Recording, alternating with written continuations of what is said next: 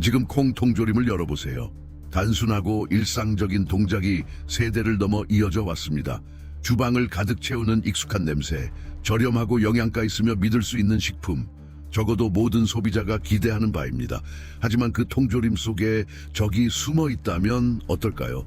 안전하다고 믿었던 것이 사실은 숨겨진 위험으로 몇 시간 만에 누군가를 병원으로 실려가게 할 수 있다면요. 이는 먼 가정이 아닙니다. 미국 식품의약국 FDA의 공식 보고서에 기록된 현실입니다.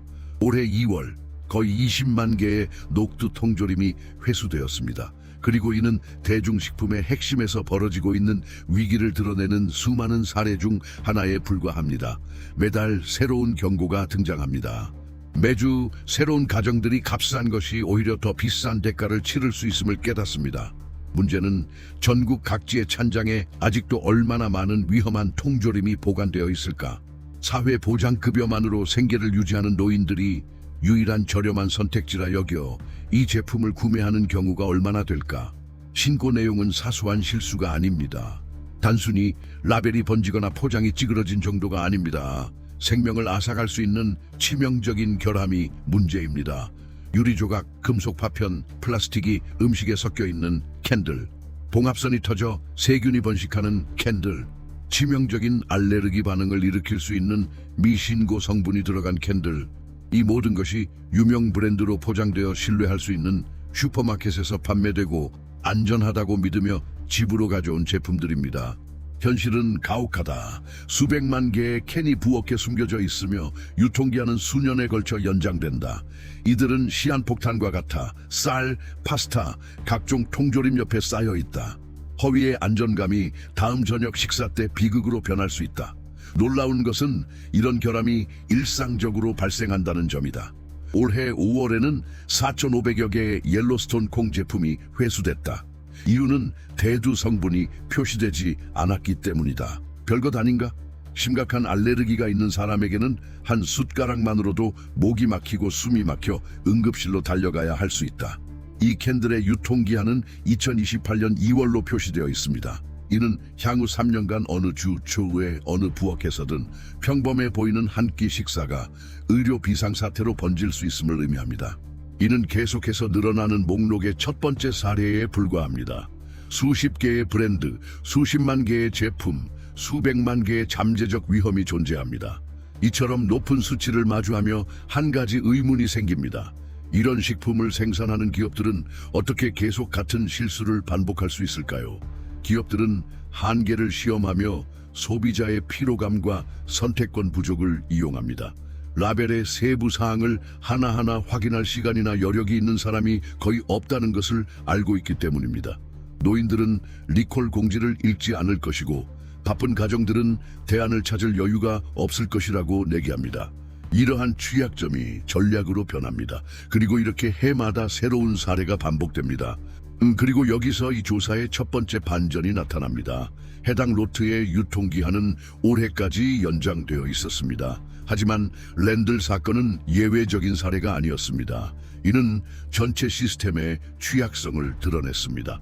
월마트, 샘스클럽, 크로거 같은 대형 유통망에서 판매되는 전통적인 브랜드가 생산 과정의 단 한 단계에서의 부주의가 전국적 위험으로 번질 수 있음을 보여준 것입니다. 수십 년에 걸쳐 쌓아온 신뢰는 갑자기 식량판 러시안 룰렛 게임으로 변해버렸다. 기본적이고 접근 가능하며 안전한 식품이어야 할 것이 가장 단순한 제품조차도 복잡한 위협을 숨길 수 있다는 사실을 상기시키는 경고가 되어버린 것이다.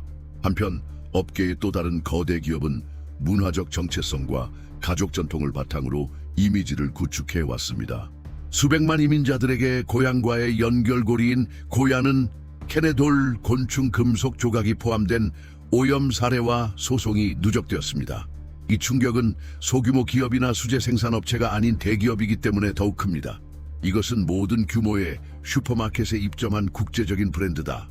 각 고발이 나올 때마다 문화적 유산이 기업 이익을 위해 한계까지 착취되는 거래 수단으로 전락했다는 느낌이 든다. 고야의 행보는 위생 문제에만 그치지 않았다. 회사는 정치적 논쟁에 깊이 관여하며 콩 선택을 이념적 제스처로 변모시켰다. 가족을 먹여 살리기만을 원했던 소비자들은 양극화된 논쟁 속으로 끌려 들어갔다. 중립적인 제품 대신 이 브랜드는 고객을 지지자와 반대자로 갈라놓는 함의를 띠게 되었는데 마치 각 캔이 단순한 음식이 아닌 한 표식인 것처럼 말이다. 이는 문화적 전통과 소비 안전 사이에서 선택을 강요받는 지역사회 전체의 신뢰를 훼손하는 결과를 낳았다. 그러나 가장 드러나는 사례는 부시부시이스일 것이다. 수십 년간 말하는 강아지가 출연하는 광고로 가벼운 이미지를 구축해온 브랜드다. 이 광고의 화려한 외관 뒤에는 수천 개의 통조림에 결함 있는 용접이 발견되어 치명적인 박테리아가 번식할 수 있다는 보고가 나왔다. 기술적 결함이었지만 그 결과는 심각했다. 사소한 디테일이 한 끼 식사를 실제 위협으로 바꿔놓은 것이다. 이번에도 경고는 소비자가 아닌 제품이 이미 여러 주에 유통된 후에야 문제를 발견한 조사기관에서 나왔다. 여기서 의문이 제기된다. 어떻게 이렇게 다양한 결함들이 서로 다른 브랜드에서 똑같은 지점으로 수렴하는가? 점점 더 낮아지는 원가 압박, 생산의 외주화, 구형기계에 대한 의존, 그리고 취약한 감독 체계는 실수의 온상이 됩니다.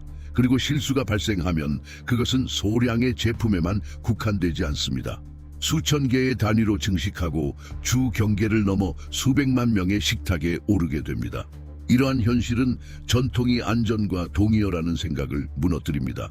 랜들, 고야, 부시, 서로 다른 역사를 가진 세 브랜드, 서로 다른 고객층을 가진 세 브랜드가 모두 같은 실타래로 연결되어 있습니다. 생명을 위협하는 중대한 결함들입니다. 이 각각의 이야기는 산업 규모 식품에 대한 신뢰가 방패가 아니라는 경고를 합니다. 오히려 위험을 보지 못하게 하는 위장일 수 있습니다. 플로리다 내륙 지역에는 72세의 한 여성이 있습니다. 그녀는 좁은 연금으로 혼자 살고 있습니다. 매달 대형 슈퍼마켓의 할인 행사를 이용하며 장바구니에 콩, 옥수수, 수프 통조림을 가득 채웁니다. 편리함과 무엇보다도 경제성을 보장하는 제품들입니다. 하지만 Good and Gather, Good and Gather 브랜드의 리콜 소식이 지역 신문에 보도된 이후 이 할머니의 일상이 딜레마에 빠졌습니다. 그녀는 식료품 저장실을 열고 줄지어 있는 통조림을 바라보며 더 이상 예전 같은 확신을 느끼지 못합니다. 그리고 두려움은 사회적 계층을 가리지 않습니다. 오하이오의 노동자 계층 지역에서는 가족들이 통조림 콩이 예전에는 든든한 식재료였지만 이제는 불신의 대상이 되었다고 말합니다. 사람들은 문제가 터지면 결국 가장 비싼 대가를 치르는 건 자신들, 즉 건강이라는 점을 깨닫고 있다. 게다가 선택의 여지조차 없는 이들도 있다.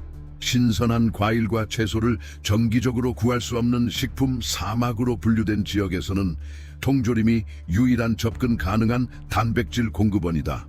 산업화된 식품에 의존해 식사를 해결하는 동네 전체가 존재한다. 이런 가정들에게 리콜 대상이 된 브랜드를 포기하는 건 거의 불가능하다. 한편 대형 슈퍼마켓 매대에서는 직원들이 고객들이 상자를 열고 통조림을 뒤집어 보고 의심스러운 눈초리로 라벨을 확인하는 모습을 목격한다고 전한다. 통조림을 카트에 담는 행동은 이제 불안한 시선과 함께 따라다닌다. 구매 행위는 가벼움을 잃었다. 의문으로 가득 찬 선택이 되었다. 그리고 그 영향은 이미 판매량에 나타나고 있다.